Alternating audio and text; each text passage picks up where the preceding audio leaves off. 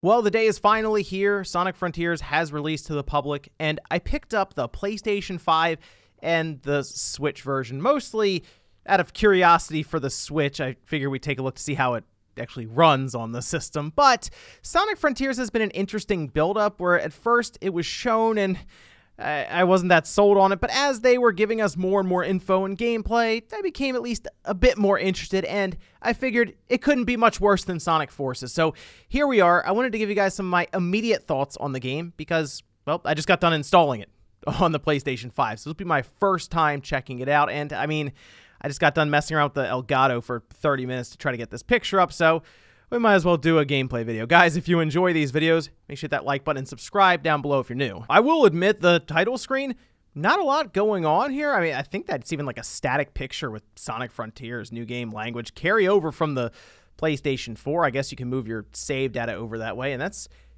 kind of it. They have this option here, action style or high speed style. The only difference, they say, is the action style is recommended for people who are not familiar with Sonic games. High speed style is for people who are used to playing Sonic games, so I guess I'll go with high speed style. You know, I've never really gotten into the Sonic lore or anything like that. I feel like a lot of times in these games, the story ends up hurting the game, like Sonic 06 and others, where they brought in real people and it was very, very awkward. So I'm kind of hoping, while sure the story will, I'm sure, push the game along, that it's kind of to a back seat for the gameplay itself with Sonic. I just want him to be able to run around really fast in these big open worlds. I will give them this. That was pretty quick to get to gameplay. It was maybe 3 or 4 minutes, and they just got sucked into another dimension. We just saw Dr. Robotnik get sucked into a dimension. So it seems pretty straightforward in terms of the story, I guess, although they're going to have to explain the world and everything that you eventually find your way into. Otherwise, though, I assume I'm just in the basic tutorial areas. They're just telling me all these different elements and things I can do. I mean, that looks pretty good there. This is more along the lines of the linear kind of levels, the cyberspace levels that were described during some of the previews, where it's closer to Sonic Generations or any of those style games. Okay, so Sonic feels very, what's the word? I guess loose with some of the running here.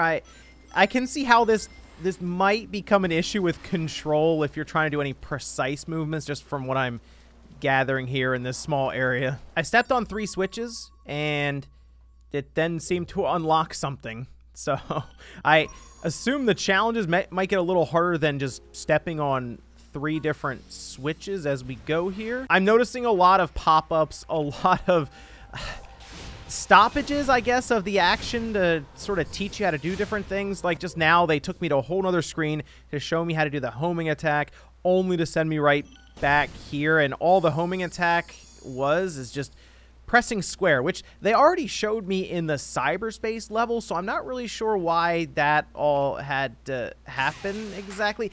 The pacing, not the greatest so far early in the game, but this is sort of the tutorial area. Also, they do have a lot of options here, it looks like, for graphics, where you can start kind of erasing stuff, I guess, off of the HUD. They also have a graphics quality mode, so we have 4K or 60 FPS. I am more inclined to go with the 60 FPS mode, especially for a game like Sonic. I know we're going to look at the Switch version, and that's not 60 FPS, but oh yeah, it's so much better. Okay, good. So a game like this, where it is very reliant on just the overall speed and acceleration and that kind of feeling, you want the higher frame rate. So this looks and feels a million times better already. Oh, that was named Ninja. It's mostly just sort of boosting around, letting this guy attack a bit, and then you kind of boost back away from him. I mean, it's pretty straightforward in terms of strategy for this guy. There we go. And we got a trophy. What did we get that for? Defeat a Guardian for the first time. There you go. Portal gear. These gears are very important, so don't forget to pick them up. Yeah, we should get a look at Sonic's skill tree soon. I was kind of curious about that, because they made a pretty big deal about Sonic having, like, these upgradable. Oh man, did you just the pop in? I feel like I'm gonna be mentioning this a lot as we're going. Oh, it's so in your face with that.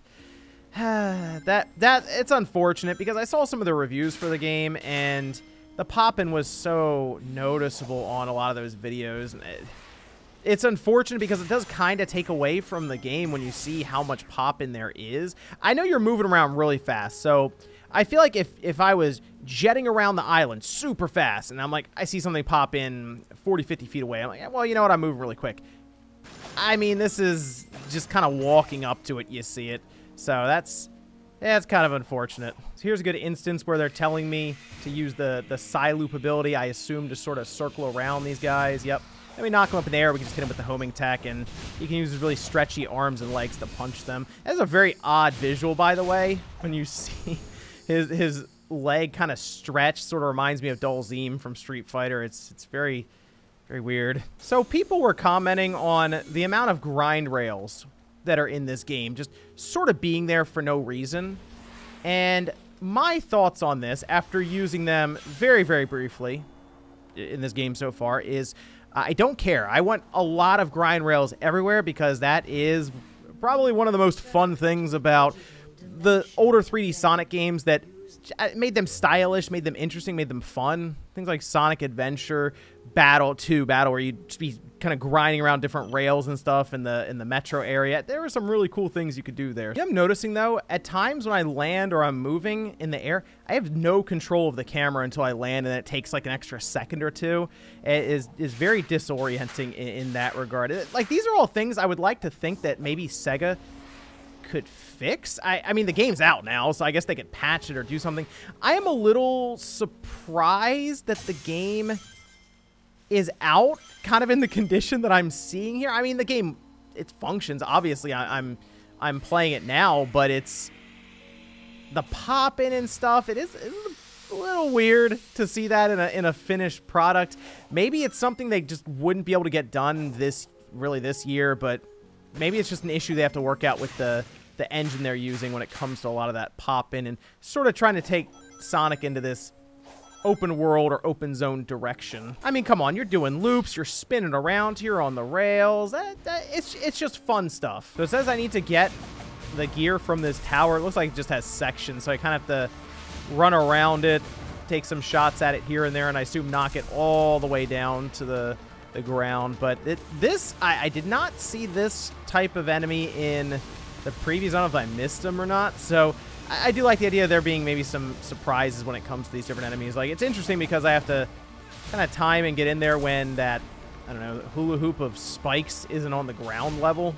Otherwise, you kind of get tapped like that. Just kept attacking its head until it finally gave up. We got another gear, so I can go activate this little, I don't know, what is this, a gate, a pedestal. Looks like kind of like a larger chair. So I went through at Cyber Area 1, 2, and the thing I'm noticing already, because I went through it once so far, it makes that area I was just in look so uninteresting and unappealing. I don't know if they were going for that when it comes to going to these cyber areas, but it just makes that world I was just in so uninteresting. This is just way more appealing in terms of visuals.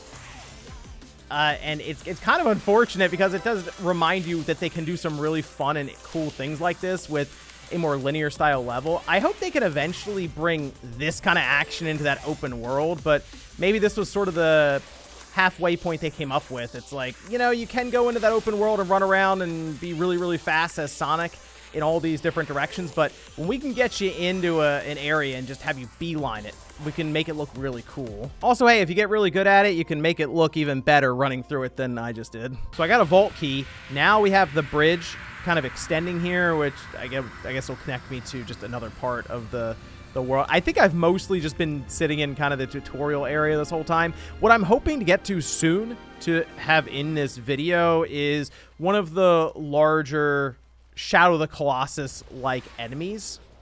So I'm hoping we run into one of those. Who knows? Maybe they'll just pop up 20 feet in front of me soon. Oh, look at that. We found one. So I guess we'll just kind of run up to it and see what happens here. Azura? They have like names for all of them too. It's interesting.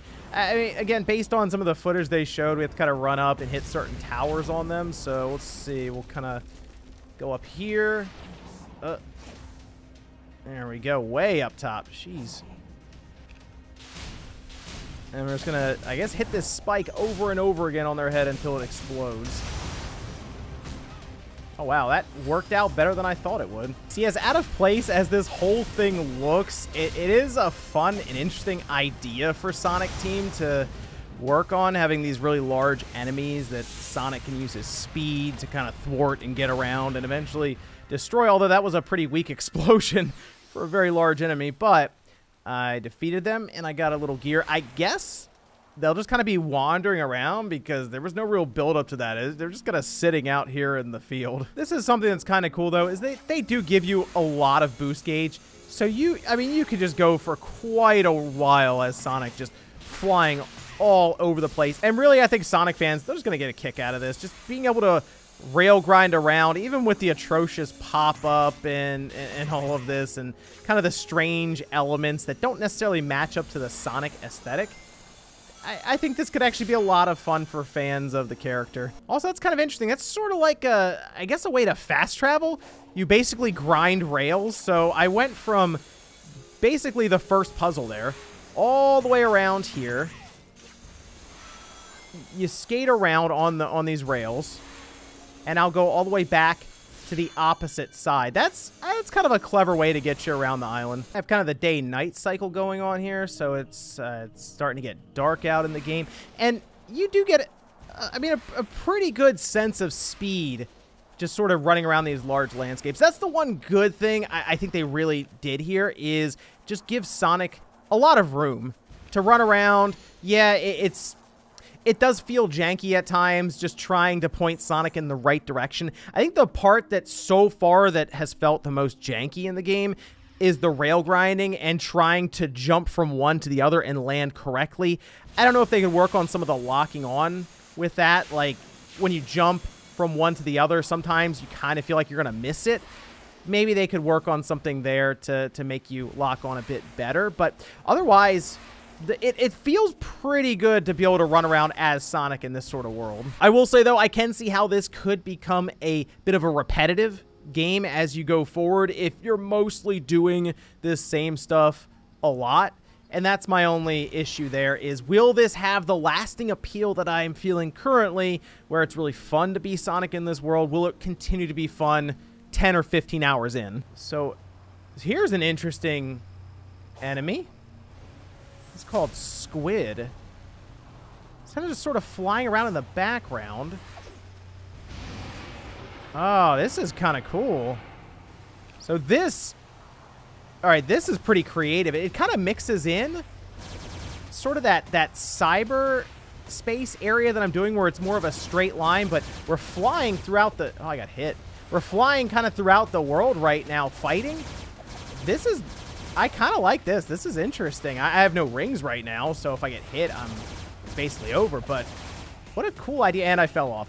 Nope, that's still Sonic. All right, another time, I guess. Let's take a look at the skill tree, though, real quick to finish up with the PS5 version before we jump over to the Switch version to get a look at that one. Sonic Boom, that's a good name for a move there. Good reference to one of the best Sonic games from what I've heard. Wild Rush. So we just have a lot of moves here, it looks like. Although they do have some that are just kind of question marks now. You got to advance through the story to unlock them. But well, we'll see. I mean, this one costs 50 skill points to unlock there. It's a recovery smash. So if you're thrown back by an attack and successfully execute the on-screen prompt before he hits the ground, he can immediately counter with recovery smash. As for the Switch version, I did record some gameplay here for it, and after going from the PlayStation 5 version to the Switch version, it's pretty rough. The game itself doesn't run at a stable frame rate, and in fact, I would say it's probably sitting in the mid to low 20s most of the time when you're actually running around and playing the game. And the visual quality, also pretty low. And this is done in docked play. Handheld mode, it's roughly the same, I would say, in terms of the frame rate. And because it's on that smaller screen than if you blow it up on a large flat screen, it looks a little bit better, but it still has that kind of that blur or Vaseline effect to it. Basically, if you have any other way to really play this game, I would recommend going there, whether it's to a PlayStation, Xbox, or even on PC. Unfortunately, not the best outing here for Sonic Team on the Switch. I think this is probably a game that they developed for something like the PlayStation, the Xbox, realized they could at least get it running on the Switch to try to at least take advantage of the larger install size there. I will say, though, I have to give Sega some credit here, trying something new with the Sonic franchise, them branching off into sort of this open zone 3D world for Sonic to run around in, and certainly trying some new and different concepts. It appears like they may have a foundation here they can build on top of with Sonic games down the line. We'll see. But let me know what you guys think about Sonic Frontiers if you picked it up and if you've been playing it. So far, it's been pretty fun, but my big question is, will it continue to be fun 10 to 15 hours down the line, or will it become repetitive? Thanks, guys, for watching, and I'll see you next time.